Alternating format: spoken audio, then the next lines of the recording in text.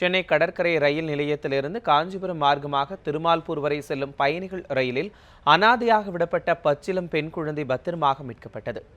சம்பந்தப்பட்ட ரயிலில் பயணிகள் வண்டியை விட்டு இறங்கி சென்ற பிறகு பெண்கள் பெட்டியில் பிறந்து 3 நாட்களே ஆன பச்சிளம் பெண் குழந்தை யாரும் இல்லாமல் அனாதையாக கிடத்தப்பட்டிருந்ததைக் கண்டு ரயில் ஊழியர் அதிர்ச்சி அடைந்தார்.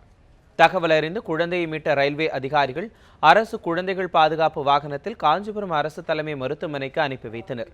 இதுகுறித்து ரயில்வே போலீசார் வழக்கு பதிவு செய்து விசாரித்து வருகின்றனர். திருமால்பூர் ரயில்வே ஸ்டேஷன்லேருந்து ஒரு அன்னோன் நியூபார்ன் ஒன்று இருந்ததாக கேஸ் வந்தது. நாங்கள் செங்கல்பட்டில் இருந்து அந்த சீனுக்கு போனோம்.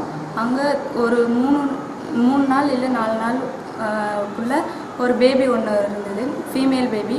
அந்த பேபியை நாங்கள் ரிசீவ் பண்ணி காஞ்சிபுரம் ஜிஹெச்சில் அட்மிட் பண்ணியிருக்கோம். காஞ்சிபுரம் என்ஐசியில் குழந்தைகள் வார்டில் நாங்கள் அட்மிஷன் போட்டோம்.